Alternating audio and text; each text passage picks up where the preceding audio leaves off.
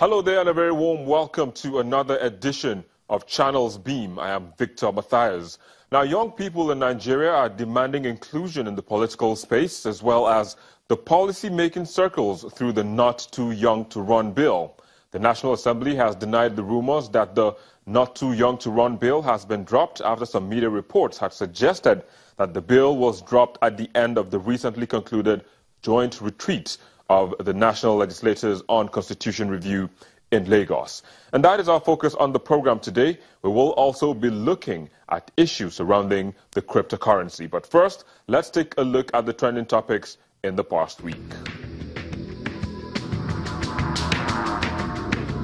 Lagos residents defied the rains and came out to cast their vote in the local government chairmanship and councillorship elections, where a total of 1,300 candidates contested in 20 local government areas and 37 local council development areas.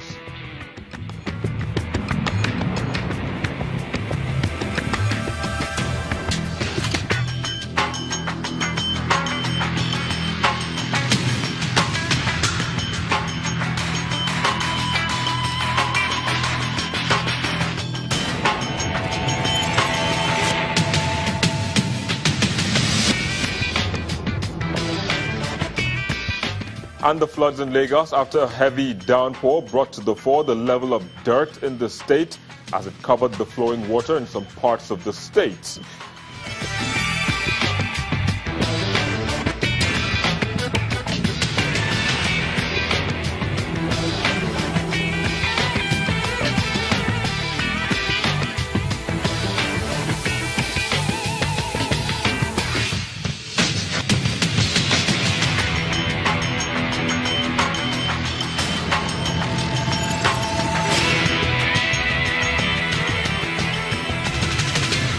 Well, those were the trends. We're now being joined by the convener of the Not Too Young to Run bill, Samson Itodo, and a firm believer in the campaign, Mariam Loshi. They both join us from Abuja. Well, Samson is sure a gentleman, so the ladies' first rule will apply here. Mariam, there was a lot of buzz around the Not Too Young to Run hashtag on social media and traditional media in the past week. What was that all about? Well, all of us got news initially that, our bill wasn't being considered in the report. And so obviously, we weren't really happy about that. A lot of Nigerian youth were outraged. You can see some of that in the news, a lot of different reactions. And so there were different reports coming through. And the Not Too Young to Run team did not want a situation whereby we would not have our bill being considered, in the report. So that was what, got us into this situation. And we are hearing news now that it has been included, which is good. So still marching. We're planning a march on Tuesday, concerning everything around the bill around the bill. I think that, like Mariam said, news filtered in after the Senate, the Joint Committee on Constitutional Review retreat in Lagos, that first the issue of the removal of age limits for running for office wasn't even on the agenda at the Lagos retreat.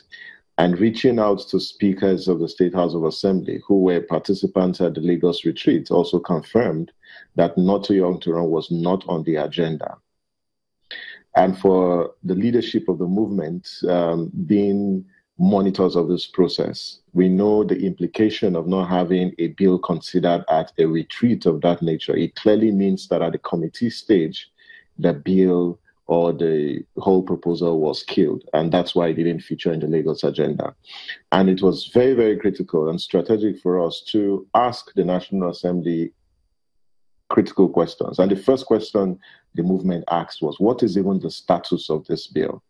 And the National Assembly was very responsive over the last 2 days to provide we are on the bill. The Senate issued a statement yesterday in response to the movement that the bill was in the report that was laid on the 30th by the Deputy Senate President. So what is the Not Too Young to Run bill trying to achieve? What Not Too Young to Run seeks to do is to promote intergenerational dialogue by bringing young people closer to our elderly, our leaders who have more wisdom and have more experience. So we build a solid foundation for civic engagement in the future. And so you can't talk about development if you don't have young people. So who are you developing for? Do you have the innovation? Do you have the skill? Do you have the intellect that young people have that we need to solve our current problems and our current realities? You don't use outdated ideas to solve the emerging problems of our society. And the trends have actually shown. El-Rufai understands it. That's why he's got lots of young people in his cabinet. Governor Willie Obiano of Anambra understands this. That's why he has young people in his government. If you go to Lagos, despite these challenges, look at what's happening in the whole enterprise development sector, and the fact that you've got young people who are the drivers because they are energetic, they are resilient, they are innovative, and you can't develop. And that point needs to be made, that you can't develop if you exclude the largest bulk of your population, particularly young people. And what is the rationale behind the planned march to the National Assembly? You must get 72 votes at the Senate and then 240 votes at the House. If you don't get these votes, no amendment will be passed in the Constitution. And that is why it's critical that we are going to be marching on Tuesday, 25th July, mobilizing citizens to the National Assembly to impress it on the need why the legislators should vote yes on this amendment. If there's one time that we need the march, it's actually now, because they are going to be voted, and it is important. They are elected representatives. We are coming to meet with them and tell them they need to vote yes for this amendment. The march is not a protest, but mainly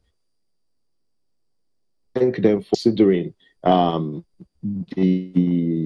bill and to have been responsive, because this is the kind of relationship, when you talk about a democracy, this is the kind of relationship that should exist between representatives of the people and the people. So there is nothing extraordinary about conducting a march and going to the National Assembly. It is part of a democratic process. It is an exercise and a fulfillment of our civic duty and responsibility that we march to the National Assembly and say, hey, this Constitution is our ground norm. It is the most important document that we have. In fact, the Nigeria that we celebrate and we are all part of is a creation of the Constitution. And so being a legal and a political document, it is critical that the preamble that says we the people is truly we the people. Therefore, our desires and our interests need to be captured in the Constitution.